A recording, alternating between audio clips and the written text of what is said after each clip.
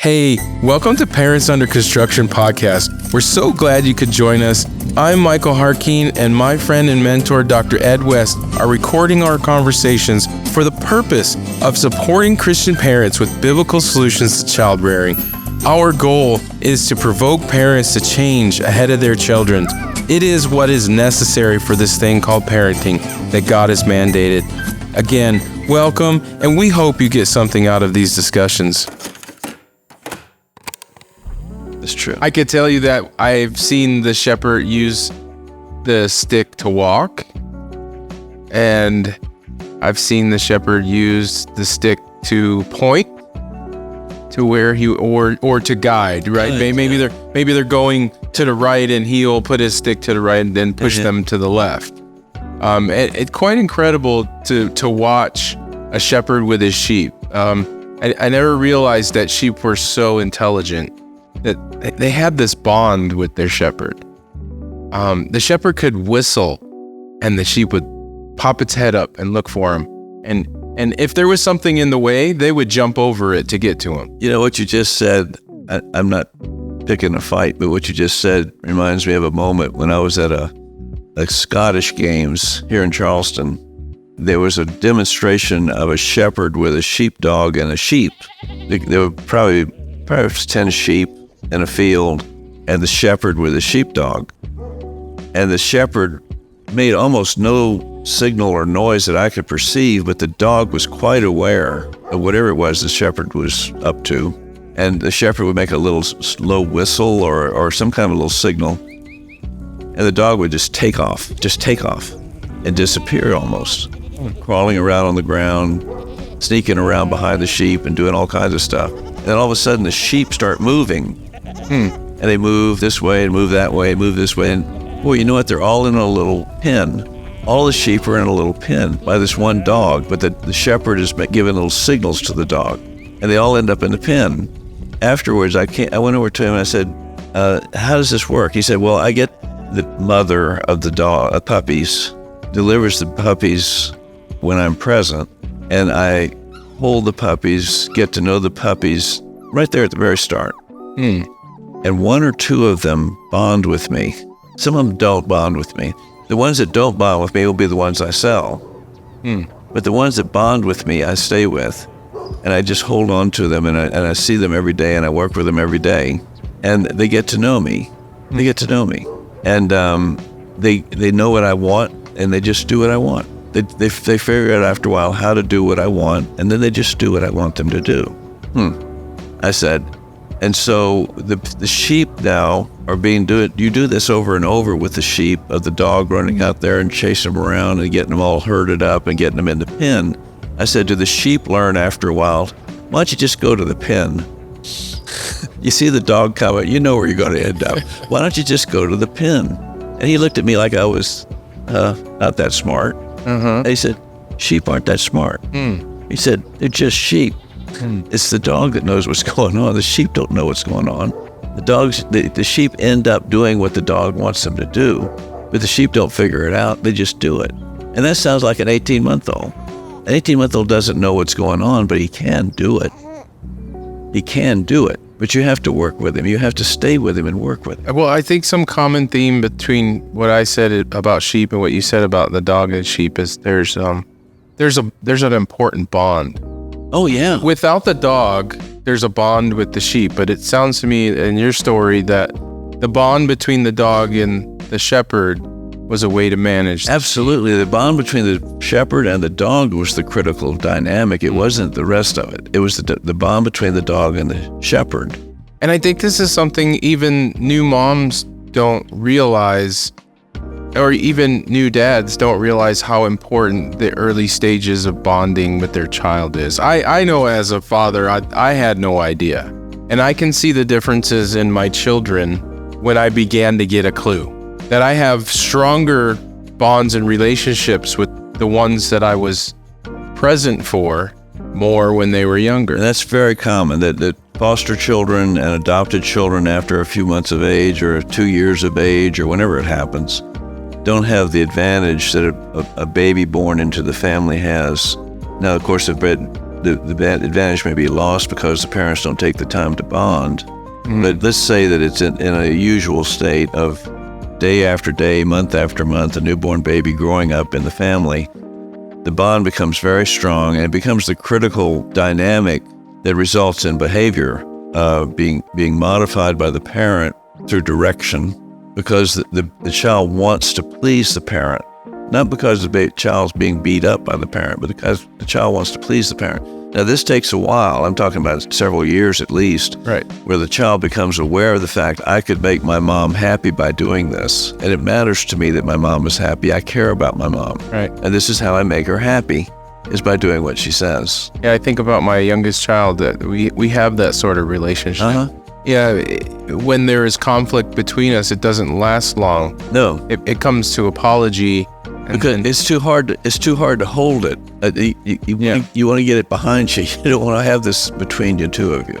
So, would it be true to say that this bond is in some ways, well, it's leverage when it comes to behavior with your child? Yeah. But the unfortunate thing is that the parent doesn't realize this, and then the child begins to change, and they don't know what to do. And that's exactly right. That the young child who does not experience the bonding because of the absent parent, or the parent distracted by other things in parent's life. For instance, a parent has some kind of health issue or emotional issue, or there are other children that are tying the parent up, or the parent's too busy doing this or doing that, all kinds of things. But these are golden moments that are lost, that go into why you can look at a 17-year-old someday and say, I wish you wouldn't do that. And the kid says, okay. Yeah. It doesn't do it. That's so true. Can you imagine that? Yeah. Yes. This idea of the child changing and the bond and the parent having really no idea that this is going on. Well, I remember being there. I also remember waking up to what was going on, and that I had this really important thing happening right in front of me. And it made me want to seize the moment and do all the bonding that I could. Because I'd already I had 3 children behind him, and so they were already growing, and I realized I had missed a lot of opportunities with them, and I wasn't going to miss those opportunities again. I think as parents, we could get caught up in feeling like this is never going to end. You're in the thick of it, and there's so many things that you want as a parent that you have to put aside to raise your children. It's funny about the passage of time as a parent, that some of it feels like it'll never end, and some of it feels like it's going by too quickly. Yes. In the early days, there's lots and lots of room to recover mistakes, but you run out of time. Yeah. And the older the child, the less likely you are to recover mistakes. And finally, the slide is too great, and it just gets almost impossible to gain what you've lost again. If you're enjoying the conversation, I think you'll get a lot out of Doc's book titled How You Feed a Cat. That is, How You Feed a Cat, because I told you to feed the cat and you listened to me. This book is full of Doc's experiences as a pediatrician, father, and husband. It sheds light on the role of a parent in the child's life and how we as parents need to change ahead of our children. You can find the book on Barnes & Noble's website or in the app, and the link is in the description below. Yeah, that should be a warning to parents, is that you have to seize this moment, because, and you've said this before to me, if you do it right, if you do it well, and it's not going to be perfect, but if you do it well, then you'll have a wonderful asset the rest of your life, Lord willing. You can put the time in now or put the time in later. The time in later has to do with cleaning up the mess. Yeah. Mm-hmm. Yeah, cleaning up messes isn't fun. No. Right. So going back to sort of these 4 styles of parenting that have developed, I think they're authoritative, authoritarian, gentle, permissive, and then I think the last one is neglectful. Obviously, neglectful is wrong. Right. It's not even, you could probably say that the other 3 are a mix. Even neglectful parents know that it's wrong. Yeah, right. I suppose that's true. Even lazy people know that being lazy is wrong. So based on the different parenting styles and what we're talking about, what would you say is... Okay, the parenting styles became psychological information. Philosophies. In the late 60s. The late 60s were the era of Dr. Spock, and people were primarily being influenced in secular child rearing by Dr. Spock, which was a very influential book that questioned the traditions of child rearing that had been going on for centuries, really, in Europe and America, and not to mention other cultures, but Europe and America particularly, of what's called authoritarian child rearing. Authoritarian child rearing is basically child rearing by command, in which the parent assumes authority, directs the child. The child is to be seen and not heard. The child is going to have to endure whatever's coming his way as a result of his mistakes, and he'll pass it on to the next generation that way. This was the way that most people were raised in Western culture, and certainly in other cultures around the world. Authoritarian. Do as I say. Yeah. Dr. Spock said there's something wrong about that. But he didn't really have a good solution. I remember reading Spock and realizing that what he was saying was not the answer. But on the other hand, he did say that the authoritarian stuff was not the way to do it. Authoritative is the one that most modern studies on child rearing say is probably going to be the most effective. This is a moderation of authoritarian child rearing, in which there's an attempt to be more gentle in presenting command, fewer rules, more trial and error, more experiencing consequences that are natural, explanations, working with the child's feelings. It's closer to getting down in there with the child and working with the child. It's more relational. Yeah. But the permissive now is a distinct attempt to not be an authority figure in the child's life, but to be a friend in the child's life and to work alongside the child as buddies, basically. And the permissive child rearing style ends up usually at least it can end up in a very strong friendship bond between the parent and the child, which is wonderful, of course. But the trouble is the insight that the parent has, having been on the planet 30 years longer than the child, right, is lost. And the child has to learn on his own the stuff that the parent has learned over the last 30 years, because the parent's not in a position to teach the child these things very well. Well, insight to authority is missing. I know, because teaching involves authority. Just an example right now, you and I are sitting here, we're friends, we've known each other for a long time, and it doesn't occur to me that I'm an authority figure in your life, but I know that I probably am at some level, that you listen to me and that you want to know what I think about things and that you consider what I say as though it probably is something you should seriously think about. I know that's about you. I'm not trying to be an authority figure, and yet that's the way you are toward me, as though I were an authority figure. And this is with the hope of a parent in permissive child rearing, is I would become this kind of a big brother person to you that you would listen to. The trouble is that the child has all the impulses of a child. Yeah, so I would think that that's the hope of all parents, that their child would want to listen to the wisdom that they have to share with them, right? Like, I've been down this road before. Yeah. Don't go down this road. But there's the command. There was the command. Right. Don't go down this road. It's a command. And see, it's very hard not to say that. Yeah. But in permissive parenting, you wouldn't say it. You wouldn't. It's very hard not to say it. And many parents then start getting frustrated in permissive parenting because it's so strong in you to say, don't do that, kid. Don't do that. It's crazy. Don't do that. And you want to say it, and so you do say it. And when you do say it, you find it doesn't work very well because he doesn't regard your authority. And especially in the oh yeah, in the first months, first years. Yeah, and once you establish the pattern of it, then you have a child who says, talk to the hand. So it seems like there's this process. I don't want to get into the weeds too much about it, but the infant is bonding. The toddler is learning all kinds of things, but authority begins to enter the picture. And if it doesn't, then you're going to have potentially an out-of-control preteen and teenager if you haven't asserted authority or taught what authority is. Because after you've learned what authority is from the parent, now you apply that to police officers, public officials, teachers, bosses, and if that's missing... No. And so it turns out that it's really interesting to me that the very first relationship of the average human being is a relationship of authority with a person of higher status, which is the parent, but naturally higher status. And this was the first relationship for the human being in the Bible, that Adam's first relationship was with a person of higher status. And he had to learn how to work that relationship before he ran into his wife, who was a person of equal relationship and status. She was like him, in other words.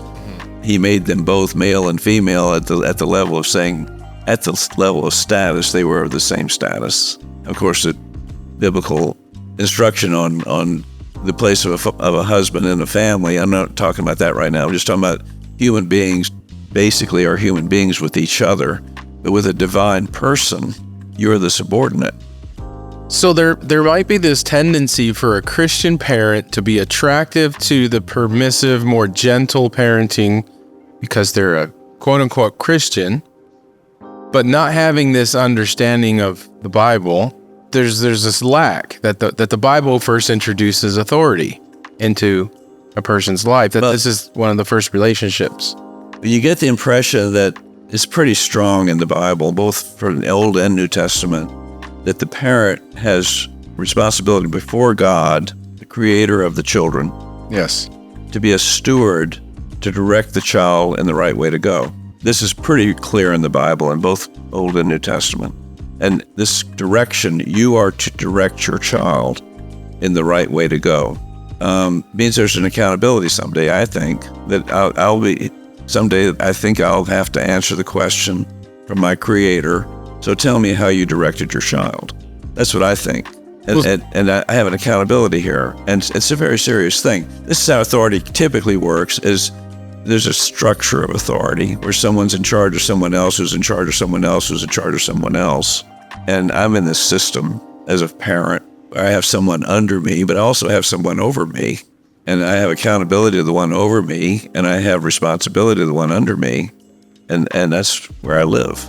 Yeah, something you brought to my attention that I never thought about before was the 10 Commandments. And the 5th commandment is to honor your father and mother. It never occurred to me that was not written to the children of the population coming out of Egypt. No. That it was written to the parents. Yeah. It was the first foundational goal for you as a parent, is to model what you want your children to become. That's right. And what they're going to become was dictated by the authority. It's God. So if we were to, I guess, kind of conclude what we're talking about here based on that parents are a model for their children. I guess based on our talk, what should people walk away with? I believe that the Lord in the desert with his children of Israel said, I'm trusting you with these kids. You won't be able to do it the way you are right now. And so here's how you're supposed to be. And he gave them 10 commandments. Keep these commandments and teach them to your children, is what he said. Be sure first, though, you keep these commandments, and then you teach them to your children. And the trouble is we think we can live our lives as independent, autonomous beings on this planet. Autonomous from God. Yeah. And still do well with kids. It doesn't work that way. I've got to be a different person than who I have been to get what I want out of my child. I know that. I can't do it as I am because it's not in me. I need more than what I have. And the Lord says, well, that's what I'm here for. Call on me, he says. Call on me, I'll give it to you. But you got to work with me on this. You're not out there by yourself. And this isn't all your little project. This is my project. You're a figure in my project. You're very important in my project. But this is my project as your child. So as a parent, you need to seek so you can find it. Yeah. You need to knock. Yeah. So a door will be opened. I think this is the answer to the problem that exists of parents not even realizing that this is what needs to happen in order to raise their children. Hence the title of the podcast would be Parents Under Construction. It's more about the parents than it is the children, about getting it right with ourselves and our God first, and then we can get it right with our families. Well, it was good having this talk with you this morning. Thank you for tuning in to today's podcast. We hope that you've gotten something out of our discussion. If you've enjoyed listening, please support us by subscribing to our show and rating us. Bye for now.